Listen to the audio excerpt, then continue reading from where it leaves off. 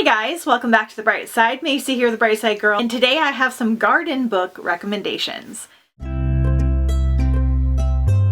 These are all fiction books that have a garden in them or are about a garden. This is a reading challenge for my upcoming readathon, Randomathon Flower Edition, where we're reading books about plants and flowers and gardens. So I thought I'd pop in here and share with you some of my favorite books that have gardens in them or are about gardens. Some of these, the garden is like the main focus or a big feature. Some of them, there's just a garden present in there. So it'll give you lots of different styles and options to choose from. We are going to start off with the graphic novels. I have read 3 graphic novels that contain a garden, and the first one is Garlic and the Witch. This one is so cute. It is about a witch that has a vegetable garden. She has cast all the little vegetables coming into life, and they help her like maintain her little cottage. And then there's like a vampire that lives on the top of the hill. You have this little clove of garlic that is very anxious and shy, and she has to go on a quest to talk to the vampire. So it was really, really cute. I really liked it. I liked the first one better than the second one. The graphics are amazing. The garden is a huge portion of the book because we're following a clove of garlic, and it was just really adorable. Next, we have The Sprite and the Gardener. So long ago, sprites grew everything before humans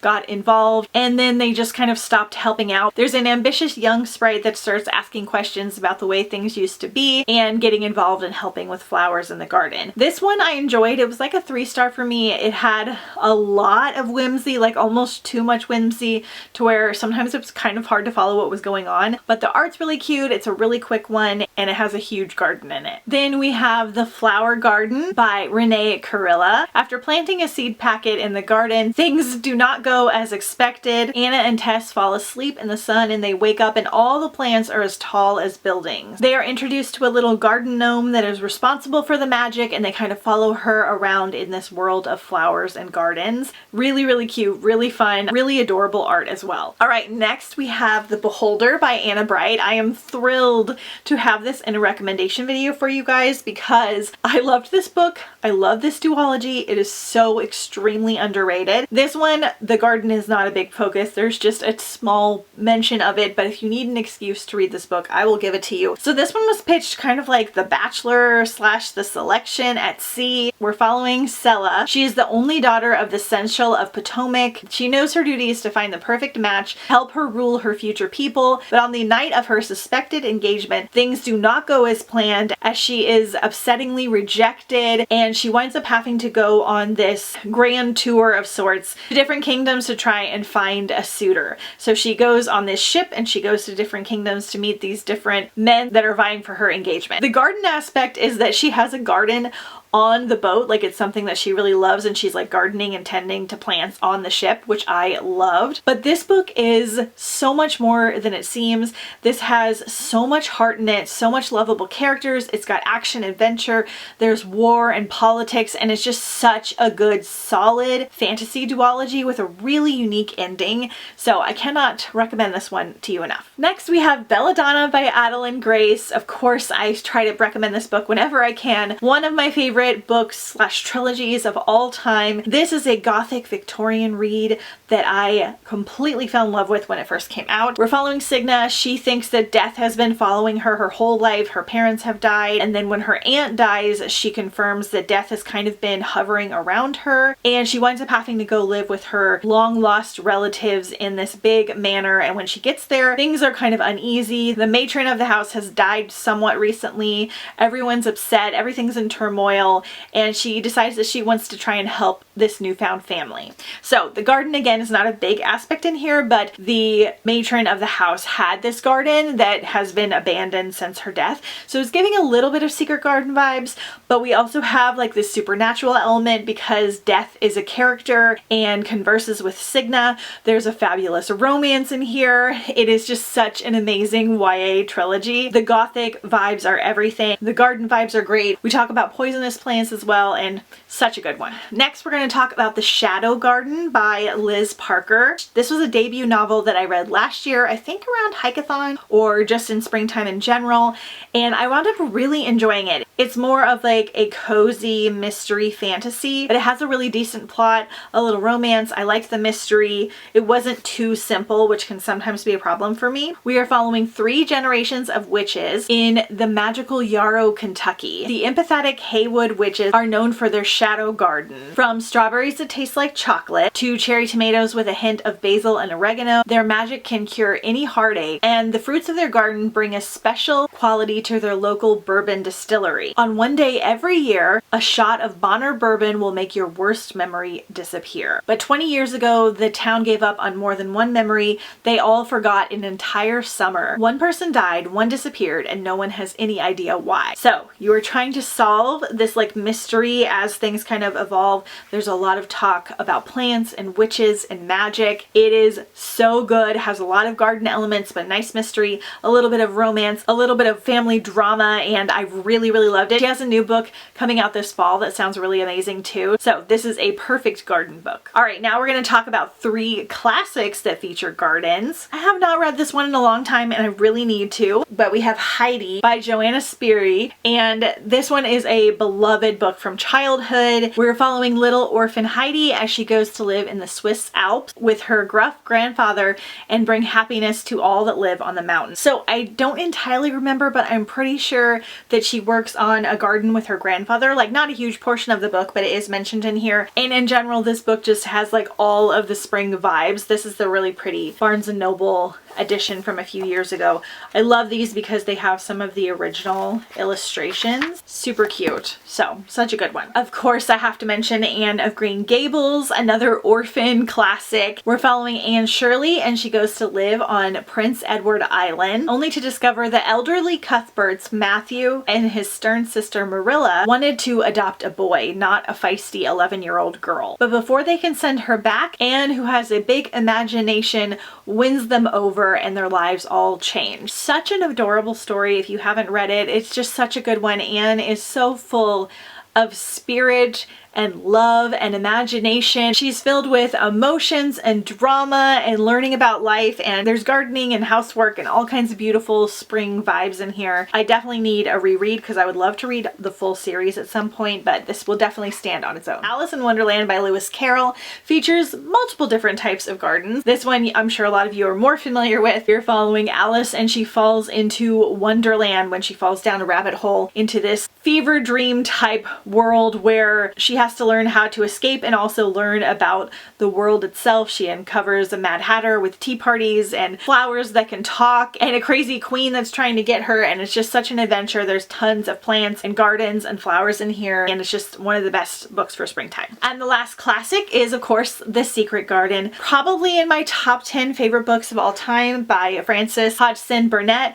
Again, we're having another like orphan situation, but this one's a little bit different. We're following Mary Lennox, who is a spoiled, ill-tempered, and unhealthy child. She comes to live with her reclusive uncle in the Misselthwaite Manor on England's Yorkshire moors after the death of her parents. There she meets a hardy housekeeper and her spirited brother, a dour gardener, a cheerful Robin, and her willful, hysterical, and sickly cousin, Master Colin, whose wails keep her up at night. With the help of a Robin, Mary finds a door to a secret garden neglected and hidden for years. Then she decides to restore the garden in secret. This has so much about growing up, changing, evolving, making friends, adjusting to situations, dealing with the power of your mind. Like, this book was so ahead of its time. I reread it probably like 6 years ago and I literally sat on my floor in my office and just was bawling at a certain point at how like much something hit me in particular. And I don't really cry with books. It's just such a meaningful one.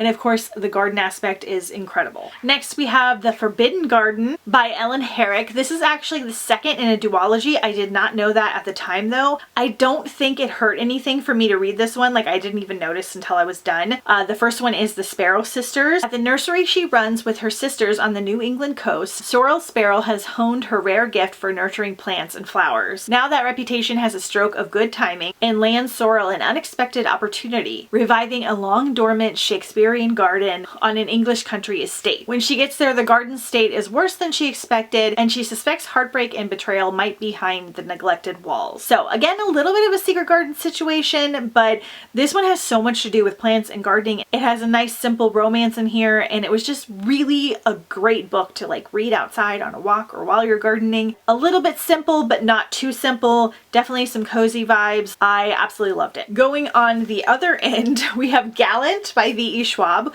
which I don't think I have ever used for a recommendation video, and that is a crime. It's one of my favorite books ever. This is a gothic fantasy. Again, we're following an orphan. Her whole life, Olivia Pryor has always wondered who she was. Her only clue is a slim, battered journal, her mother's journal that seems to be unraveling as the entries go on, drawings that look like blots of ink, until Olivia notices a hand, a bloom, a door, and a skull. Then Olivia gets an invitation beckoning her to come home, and it is the one place her mother told her never to go. But Olivia goes anyway to find her long-lost relatives and discovers a manor with a ballroom, a study, a sitting room, and a sprawling garden wall with an iron door. A door she must never open. But when she gets there, she finds that no one at Gallant has sent Olivia that letter. No one will tell her what haunts her cousin's dreams, what happened to her mother, and what lies on the other side of that wall. This book is so freaking good.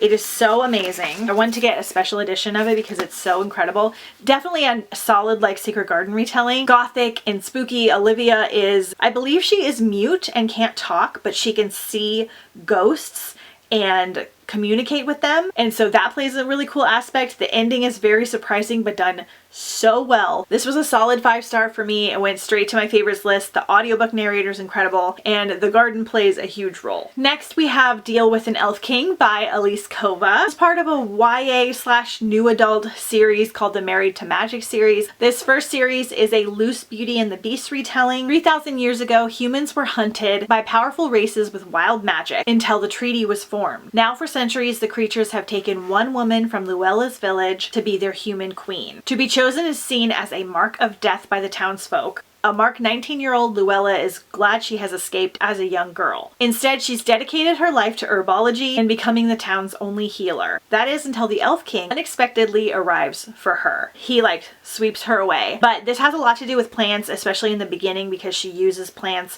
to heal people, and she gardens, and she does plant magic and things like that. It's just a really good book in general. A really good romance as well. It's not a spicy one, and I really enjoyed it. I need to continue on with the series because it's just such a fun one. Next we have The Night Gardener by Jonathan Exer. This is a middle grade book. We're following two abandoned Irish siblings who go to work at an English manor house, but the house and the family are not quite what they seem. Soon the children are confronted with a mysterious specter and an ancient curse that threatens their very lives. So we have this like magical night gardener figure that appears as the children are trying to work for this family. This one has like a little bit of a spooky vibe to it, not scary, but it's such a unique one. Next we have The Bone Gap by Laura Ruby. This is such a unique standalone read. We got a little bit of like magical surrealism in here. Everyone knows that Bone Gap is full of gaps. Gaps that try to trip you, gaps that slide through so that you disappear forever. So when young beautiful Rosa went missing, the people of Bone Gap weren't surprised. After all, it wasn't the first time that someone slipped far away and left Finn and Sean Sullivan on their own. Their mother left them for Oregon, a brand new guy and a brand new life, but Finn knows that's not what happened to Rosa. He knows that she was kidnapped, ripped from the cornfields by a dangerous man. But the searches turn up nothing and nobody believes him anymore. So we're following Finn as he tries to figure out what happened to Rosa and who took her,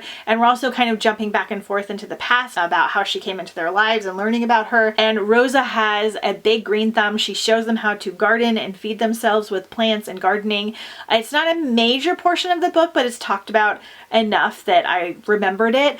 This is such a good one. Slightly harder hitting topics in it, nothing too intense for me personally. It's definitely got a beautiful writing style and just such a unique premise, but I really enjoyed it, and it's one that I don't recommend enough. Next we have Garden Spells by Sarah Addison Allen. A lot of Sarah Addison Allen's books feature like gardens and nature. This again is kind of like a cozy witchy read.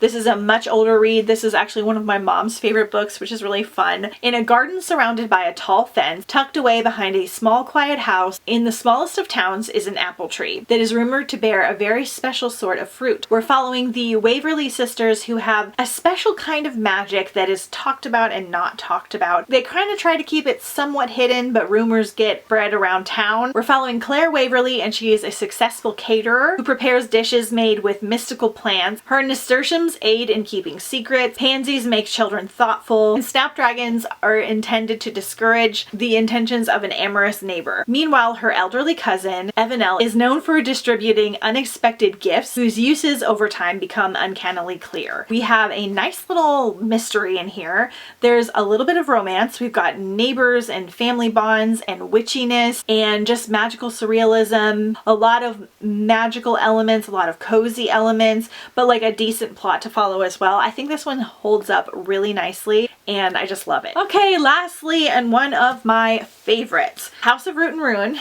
by Aaron A. Craig. Now, this is the second in a duology. House of Salt and Sorrows is the first book. I personally do recommend that you read the first book because they reference things in the first book in here. The first book is a 12 Dancing Princess retelling. We follow a certain sister. We're set on this cool manor. We're at sea. There's all this like myth and lore and gothic goodness. And this one follows a different sister after the events of the first book. So we follow a different sister. She goes to a different place. It has its own story, but we reference the things that happen in the first book. I don't think it will ruin it for you if you read this one first, but you'll just enjoy both of them. So you should read both. Aaron A. Craig is fastly becoming one of my favorite authors of all time. And this is just one of the most planty, gardeny books ever. In the first book, the sisters are kind of dying off one by one and they have to solve that mystery. In this one, we're following 18-year-old Verity, and she has dreams of leaving her estate that she has grown up in. Her sister would prefer her to stay at home to kind of keep her safe, but when Verity receives word that the Duchess of Blome, wife of a celebrated botanist, is interested in having Verity paint a portrait of her son, Alexander, Verity jumps at the chance, but her sister Camille won't allow it. Camille reveals a family secret to Verity that she has been keeping to herself since the events of what happened in the first book, and stunned and shocked, Verity decides to flee from home and go to this manor anyway. And this is just incredible. The ending of this one's one of my favorite endings of all time, but it's a little bit of a cliffhanger, so I'm really hoping we get another book that kind of clears some things up, because there were two things that happened that I was like, what? It was incredible. I will say that Verity is very sheltered and naive, and so her thoughts and actions are much younger than maybe they should be for 18. Kind of threw me off a little bit at first, but you kind of ease into it and there's a reason for it and it makes the story more mysterious and more engaging. There's an awesome romance in here, lots of twists and turns, lots of gothic goodness, and lots to do with botany and plants. Such a good one. Can't recommend it enough. Okay, you guys, hopefully this gives you a lot of recommendations for the readathon as well as just springtime in general. I'm always looking for a good book that features plants and gardening, so let me know some of your favorite ones down below. Don't forget to check out my flower themed book haul that I uploaded recently. It has a lot more plant themed books that you can add to your TBR. Don't forget to follow me on Instagram at The Bright Side Girl. Hit subscribe on here if you haven't already, and I will see you guys next time on The Bright Side.